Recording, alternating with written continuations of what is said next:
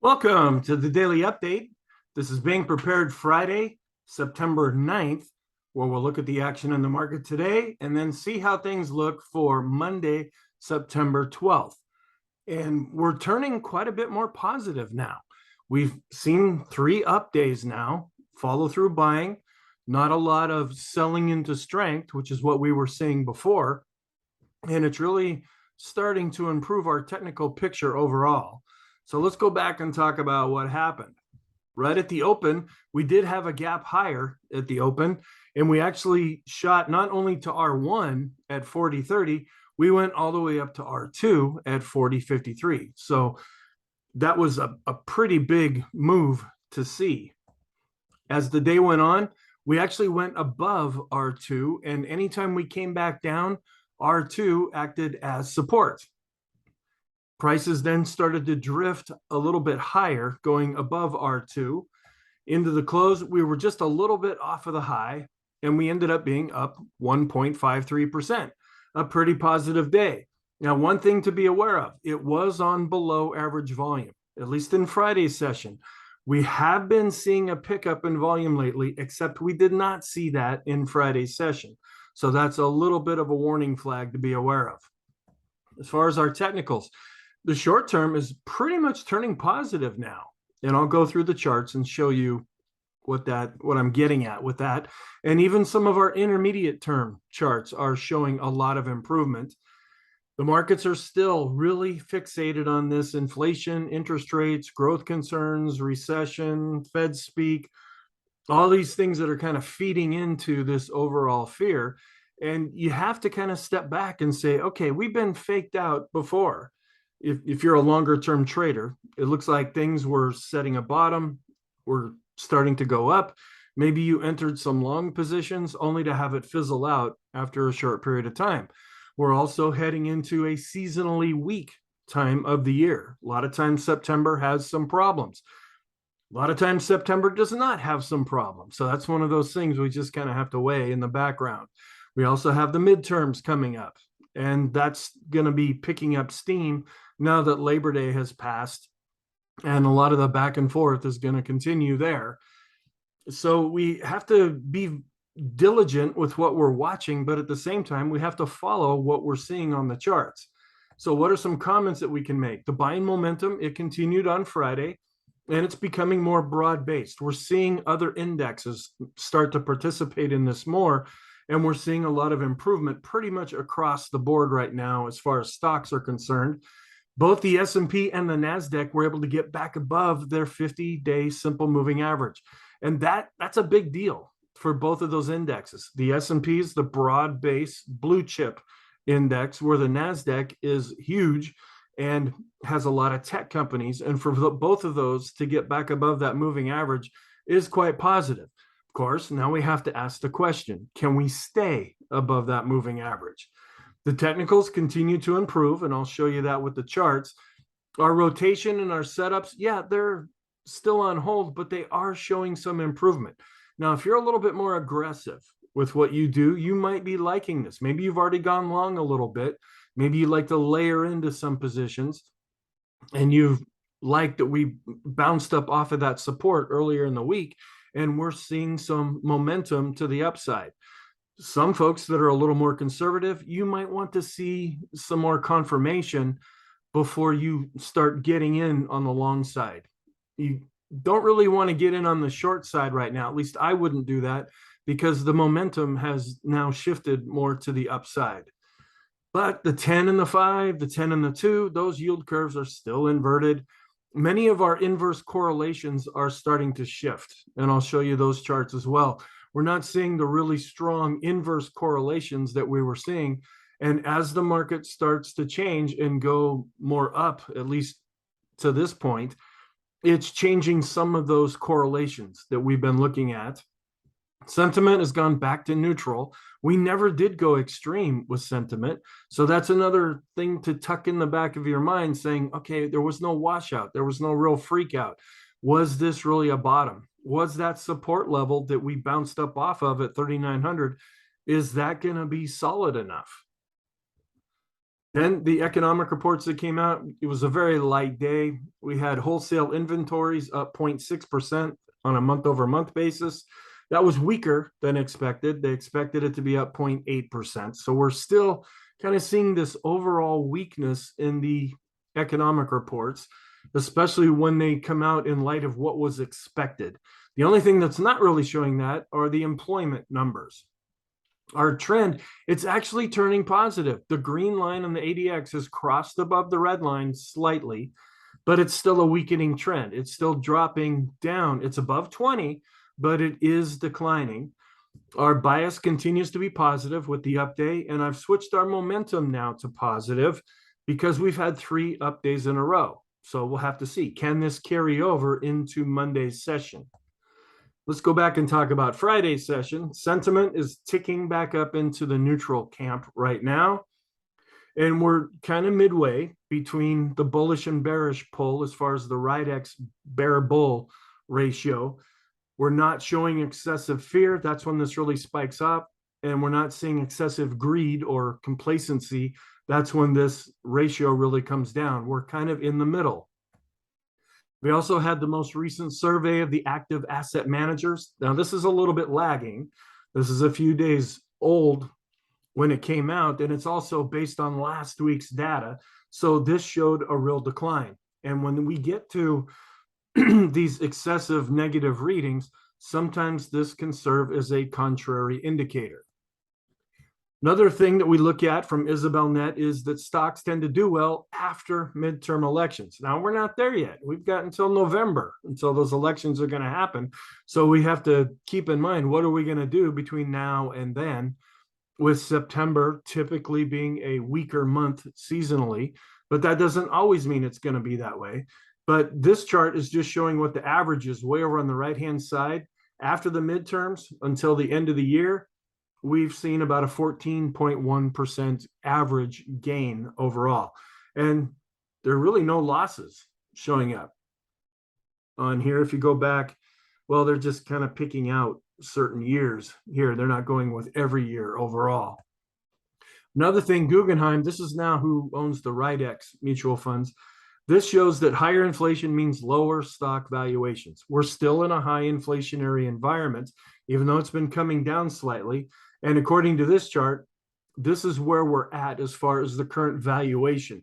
We're just a little bit below a forward-looking PE ratio of 20. 20 is generally considered expensive, where we probably should be down here in about the 15.2 range.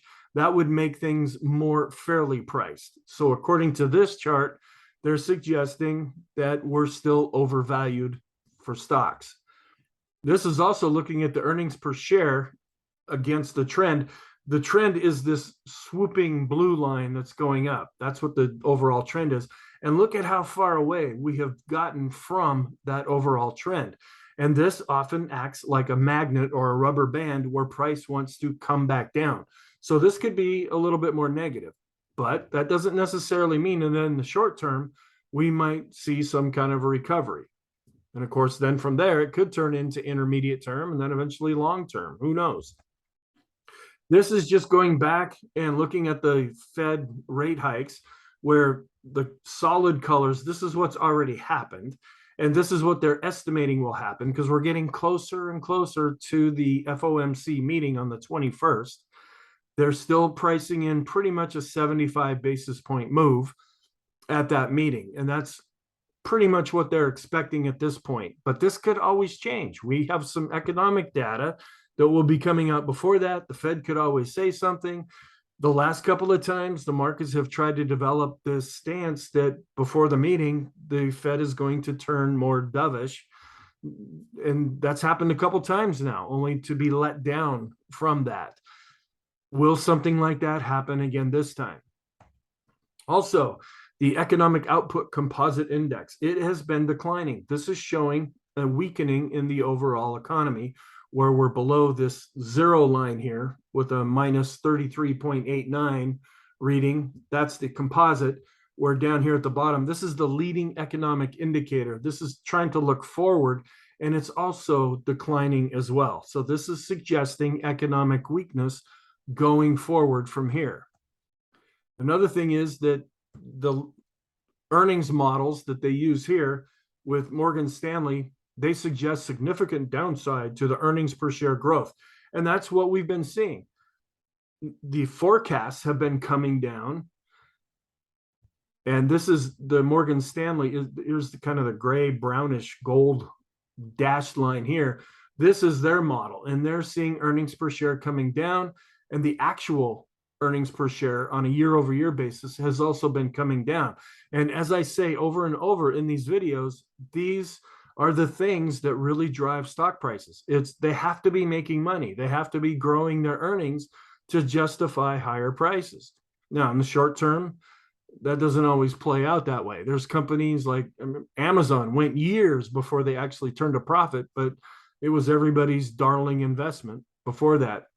I'm talking about the older blue chip, more established companies that they need to hold up with their earnings to justify higher prices. Then this is just a whole list of numbers down here. The only thing to really take into this is trying to get an average of the U.S. bear markets and recoveries going back to the 1800s. So yeah, this is pretty long, where the average length has been 26 months here, and the median is 17. The average structural, cyclical, event-driven, blah, blah, blah. I would just pay attention to the average over here, where the decline shows that we've been down minus 37 as far as the percentage points in that bear market. And then just some other statistical numbers. And if you're a number cruncher, if you really like this, you might pause this and really dive into this. I just tend to look more at the average and then kind of glance at the median overall. Now, getting into Friday's session, we had pretty much across the board strength, where growth really outperformed value with the large cap, mid caps, and underperformed slightly with the small caps. That's another little area of concern. The small caps are lagging, and we want to see them thrusting higher because a lot of times that gives support to the S&P 500. We're not really seeing that, although things are improving.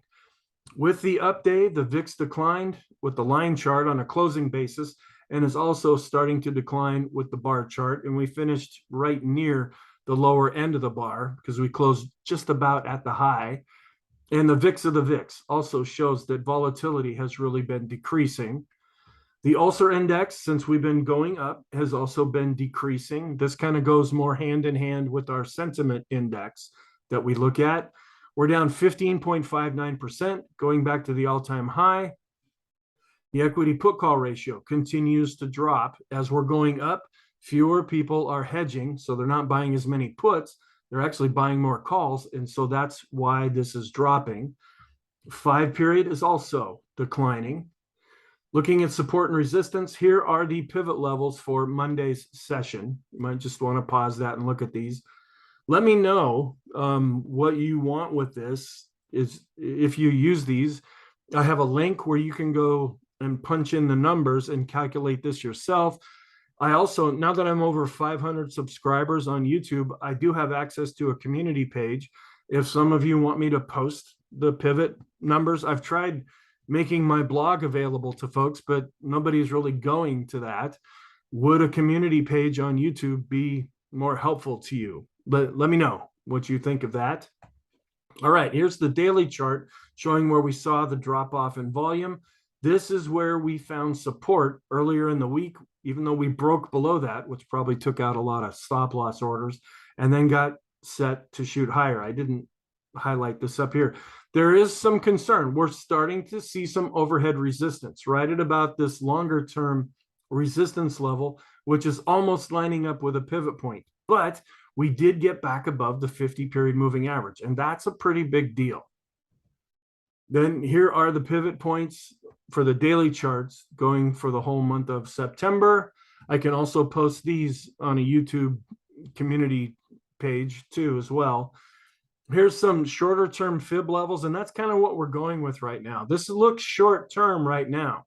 Now, it could develop into intermediate or possibly even long term if we can get back above the 200-day moving average. But that's usually where things start, is in the short term, especially when it's kind of sneaking into us like this, without a big washout before we started to turn and go back up.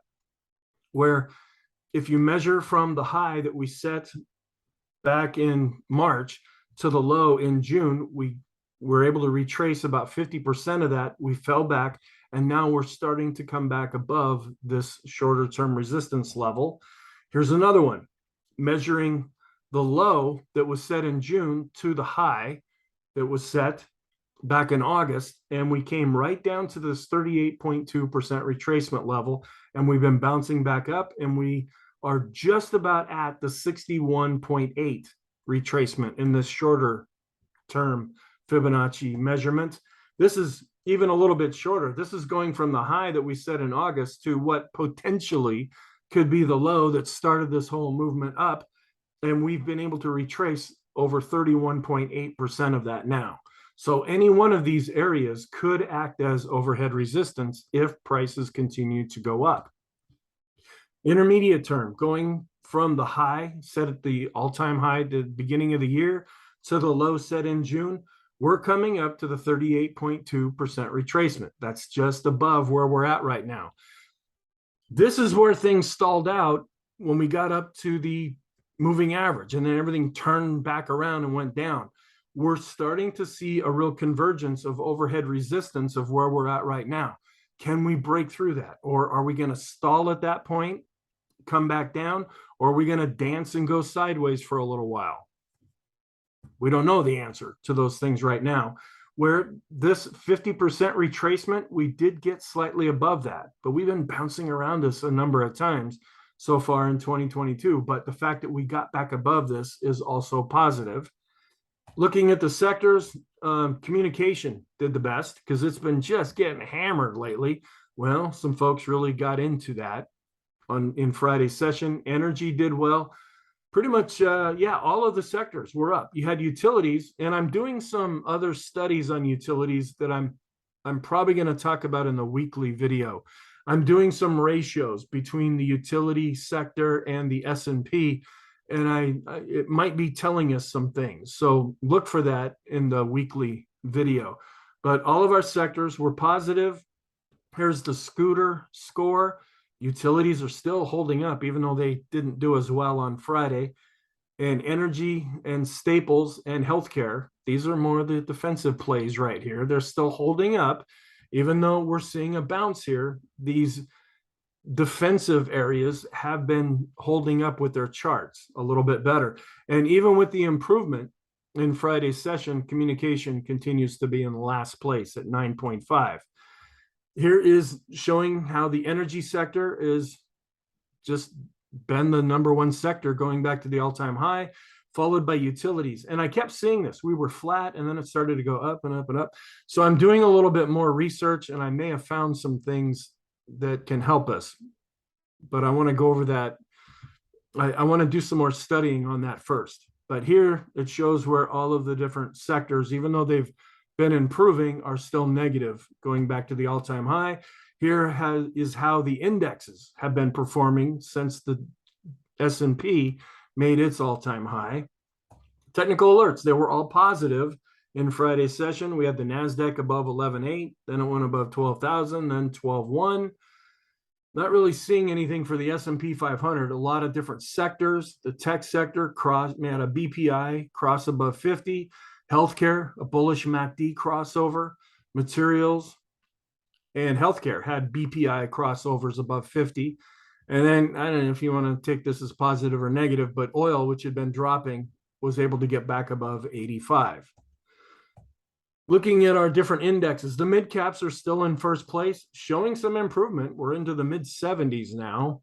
So still have a way to go before the technical picture looks better. And this is the best looking one so far. And that's still just kind of amazing to me that the mid caps, it's what we were holding out hope for when we were going down, and it failed. And it's kind of been leading the way as we've been going back up, followed by the Dow, which also showed a bit of an improvement, but this still is not a very good score overall. And then in third place is the S&P, where it's showing some improvement as well. The Qs really jumped up. They jumped up 10 technical analysis points according to this score. And then the small caps, they're now in last place, and they're starting to lag at 38.8. So intraday, here is where we had the gap higher. We opened right at about R1, and then we immediately shot up to R2. And then we went a little bit above that, and we came back down. R2 acted as support. We drifted higher and then just barely closed off of the high. So it was a pretty positive session. You didn't see really any selling into strength. Our trend, this is what has turned more positive. The green line has crossed back above the red line. Now, the ADX is continuing to decline. It's still above 20, but when these two lines are close to each other, that probably means that the ADX is going to continue to fall. So we may go into a trendless situation, especially with this overhead resistance that we have. We might go up to that level and just hang there for a while. We'll have to see. Does the market have enough to push us through that level, or is it going to bounce off of that and start going down? The Arun, not really helping us. It's pretty much flat overall right now. Breadth has been showing an improvement based on price and volume, and we're seeing some pretty nice thrust up days. We saw one on Wednesday, then another one on Friday. Volume, it's still below the moving average, but it is showing some improvement. The advanced decline ratio has been able to go above 0, and it's showing improvement. New highs, new lows, just starting to turn over positive with the 5-day simple moving average and flattening out with the 10-day. Accumulation distribution, we closed above the moving average. That's positive. Now, can we get the moving average to start turning back up? It has a little bit already, but we need this to stay above that to keep this indicator positive. In the short term, we may have slightly overdone it on Friday. We're kind of extreme positive with the advanced decline ratio, just measuring 1 day from Thursday to Friday. We saw this on Wednesday, then that wore off on Thursday. Well, now we're kind of back up to that level after Friday. We were able to regain the 20-period moving average, and this is the exponential moving average. We still have the simple, the red one, that's still above where we're at right now. And the short-term rainbow looking a little more positive as prices are starting to go back up into the moving average tree. Here's our other moving average tree, which looks a lot like spaghetti. We've been coming back and reclaiming a few of the moving averages. So that's pretty positive.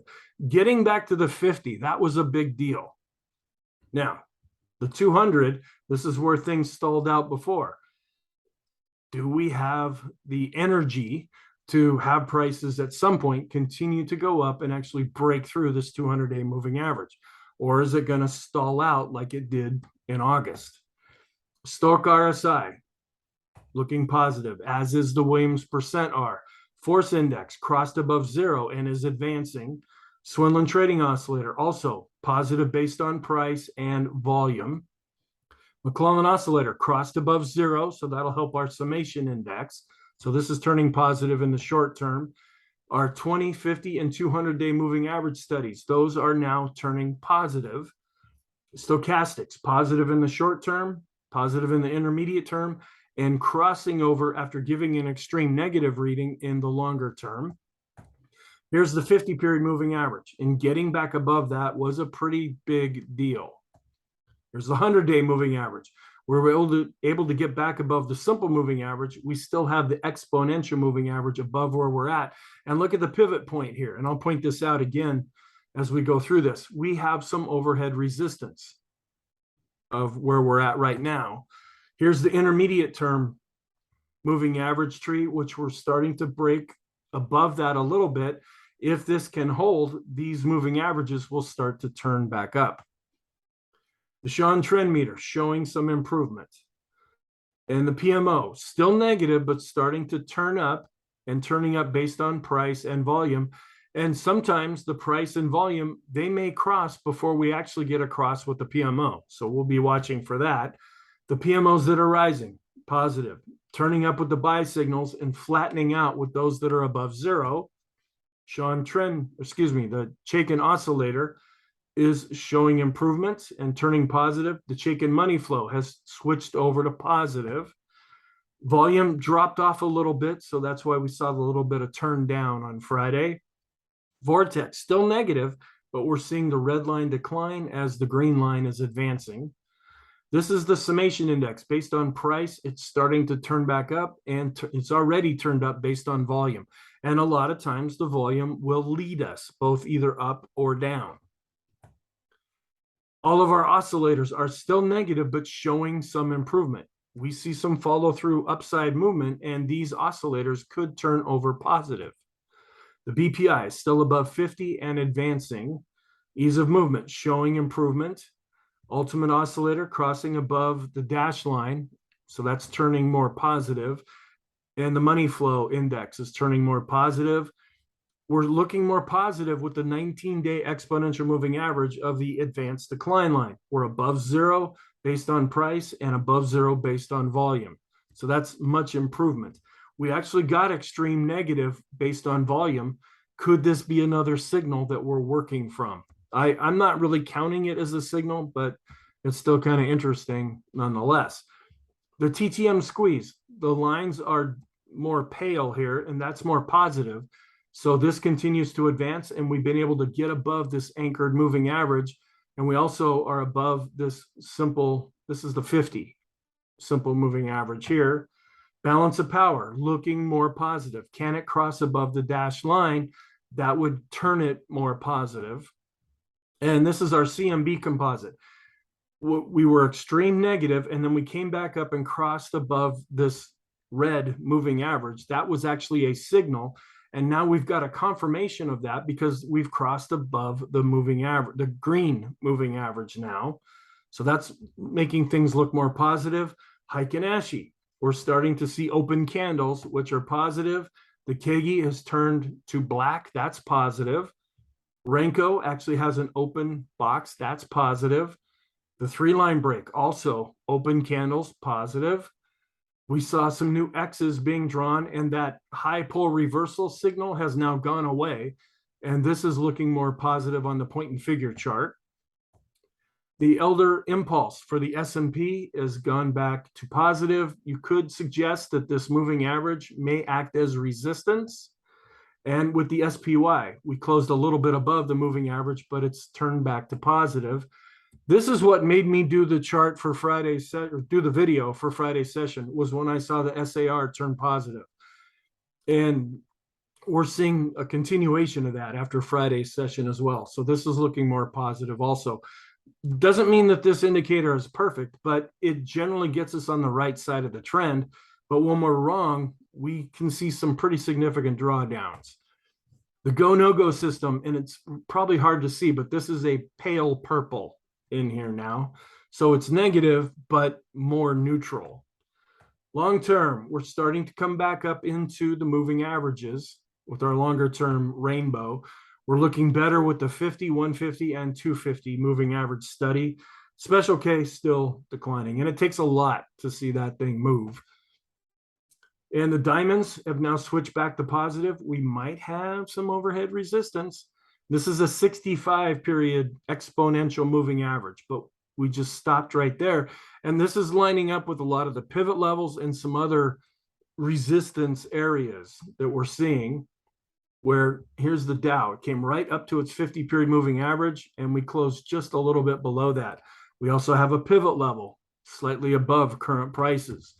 The Qs also didn't quite come up to this moving average, but have turned back to positive. And we closed right on the 50 period moving average, maybe just a little bit above that with the NASDAQ 100. We also have a pivot level above where we're at currently. The Vixen, since the Qs were up, this means volatility was declining. And here's the NASDAQ, also closed slightly above the 50 period moving average, but we still have a pivot level above current prices. The mid caps, they came right up to the pivot level. And this is the chart that's doing the best right now. It reclaimed its 50 moving average the first. It's coming up to this. Can it break through? So we're going to be watching this level on Monday if we're going up to see if the mid caps are following through to the upside. The Wilshire also coming right up to the pivot, which is acting as overhead resistance after reclaiming the 50 period moving average. The dollar, as stocks are going up, we're seeing some weakness in the dollar, but it's still in an overall uptrend. And this is not changing all that much, but it's wearing off a little bit, where the dollar is going in the opposite direction of the S&P. It's not quite as strong as it had been. Gold was up a little over 0.5%, but it's still in an overall downtrend. Silver was up 1.7%, but it's also in an overall downtrend. Oil bounced back up a little bit to 86.79. Here's the correlation between S&P and the oil. And oil, it is starting to go back into more of a neutral area. They're having a tendency to go in the same direction, but if they go in the opposite direction, then this will continue to fall. Bonds, not seeing an awful lot of help from bonds right now. They actually declined with this ETF, but we were up slightly, even though we're battling back and we've broken below the COVID lows with the world bond index. Stock to bond correlation, still very strong, but starting to roll over. They're having a tendency to go in the same direction. Our yield curves, the same story that's it's been for a long time. The 10 to the 5 is still inverted. 10 to the 2 is still inverted. We're still watching the 10 to the 3 month, which has not gone inverted yet. The tech sector to the 10-year, also, it's shifting a little bit. Where we had a pretty strong inverse correlation, it's starting to wear off a little bit now. Yields, we did see a real rise in yields in Friday's session. And then going to our update of our possible positive scenarios, yeah, we're seeing an improvement here with the stocks that are above their 200-day simple moving average, stocks that are above their 50 in the S&P. The mid caps are showing some improvement, as are the small caps, but not as much. It's kind of the mid caps that are really leading the way right now. It's kind of interesting to see that. The 10-day average of the S&P high minus the lows, after giving us a pretty extreme negative reading, we really went positive, came back down, and we really didn't change all that much. So we're not seeing a lot of follow through in the new highs and new lows, at least yet. They're improving, but not enough to make this move yet. Looking at the 5 period of the highs minus the lows, bounced up slightly. So this is not really seeing a lot of internal strength right now in the market. We're seeing it in price. We're seeing it by recapturing some moving averages, but under the hood, when we look at the new highs, new lows, this is lagging right now. Now, this could always change, but it's just not really giving us a lot of confidence right now. The equity put call ratio, this is starting to fall as the equity put call ratio is falling as well. And the small cap index, this is the one that has really been having a lot of trouble. After finding support, it has yet to regain its 50-day moving average. And here's the ratio, just showing how small caps have really been underperforming the S&P, which is not helping this chart. This red chart continues to decline, even though we're seeing the blue chart, which is the S&P, start to advance slightly. Correlation between the S&P 500 and the 10-year has pretty much gone back to neutral now. And a little bit of improvement with our sector rotations. The Qs are turning up, but still below the moving average. Discretionary, which has kind of been sneaking in there doing better than some of the other areas, that's looking more positive. And we're seeing a little bit of an improvement with the large cap growth versus the large cap value. And then there's the large cap again with the mid caps and the small caps also showing some improvement currently. The correlation between the S&P and the 2-year is as neutral as you can get. They're right in the middle. So we can't really read those currently, but this is just showing how the 2-year is spiking up again. And we kind of have taken out the spike that we had been looking at. And now we're waiting to see if the 2-year yield will actually spike. Staples were up almost 1%.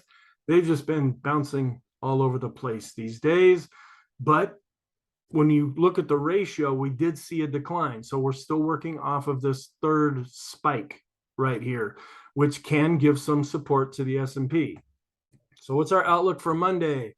Technicals are improving, and at least in the short term, are starting to turn positive, and a few of the intermediate term as well. We don't have any economic reports coming out, and then the whole list of geopolitical events, which if you watch these videos, I haven't changed this.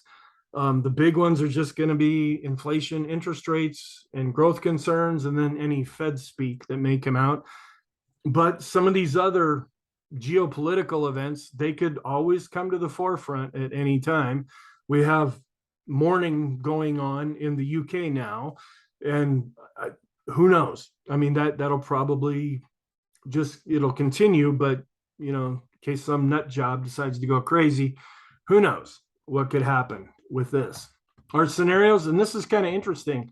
Yeah, we're still pointing down because of all the headwinds that we're seeing, and we're starting to hit overhead resistance, but the technicals are improving, and at least in the short and somewhat in the intermediate term, are turning positive. We're kind of going with the up scenario now too, because we're seeing a real improvement here in the short term and intermediate term. And can this continue? Is that overhead resistance going to be a problem?